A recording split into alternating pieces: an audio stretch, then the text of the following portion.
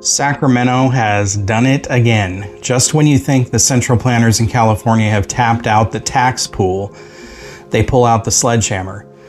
I'm looking at Proposition 40 on the November ballot, the so-called Billionaire Tax Act, and I gotta tell you, if this thing passes, it's not just a bad tax policy, it is an economic suicide note for the Golden State. From Seattle to Los Angeles, this is Left Coast News. No apologies, just the truth.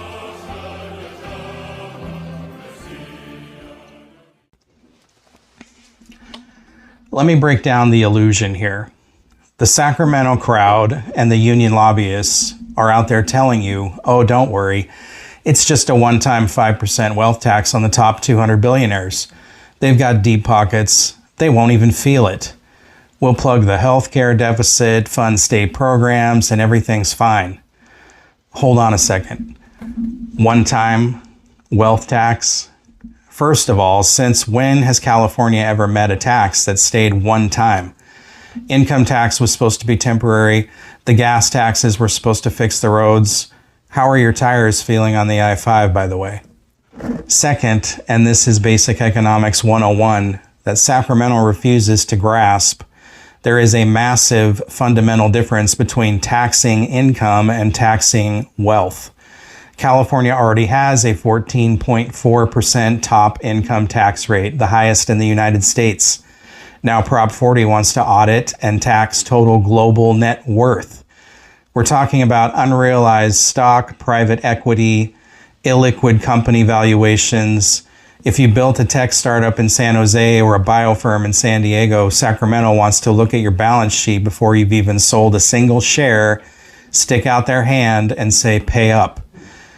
And what do they think happens next? You think a billionaire sits there and takes a 5% hit on global assets while Nevada, Texas, and Florida are sitting right across state lines with zero state income tax?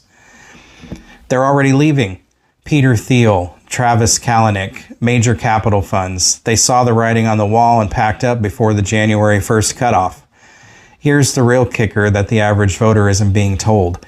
California gets over 40% of its total personal income tax revenue from the top 1% of earners. Hear that again. 4 out of every 10 state dollars for police, roads, schools, and local services depend on these exact high net worth individuals staying put. If Prop 40 drives out even a slice of those 200 taxpayers to Austin or Miami, the state loses their annual income tax payments forever. What happens when the one-time wealth tax money runs dry in 5 years, but the tax base is gutted permanently? Who do you think Sacramento comes for to fill the budget hole then? They come for the middle class. They come for small business owners. They raise the sales tax. They jack up property taxes and they increase gas fees. The politicians promise you they're only eating the rich, but the middle class is always the main course. Even Gavin Newsom knows it's a disaster. He called it damaging to the state's economic future. When a California progressive governor is telling you a tax measure goes too far, you know you're hovering over the edge of a cliff. Prop 40 isn't a solution to California's spending problem.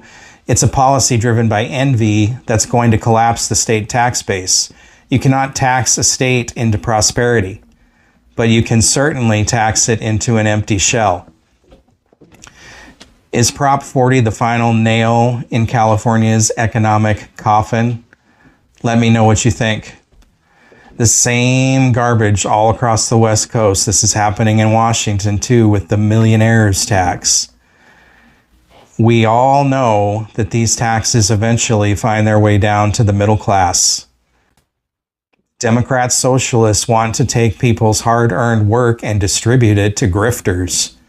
The only people that are voting for this garbage are socialists and boomers who already made their money and aren't concerned about this. If you made it this far, you're exactly the kind of person we built this channel for. Left Coast News exists to cut through the noise and bring you straightforward analysis of the stories shaping Washington, the Pacific Northwest, and beyond. If you found this video valuable, please subscribe and follow us wherever you get your content, including YouTube, Rumble, Brighteon, BitChute, Spotify, Apple Podcasts, X, Facebook, Instagram, and TikTok.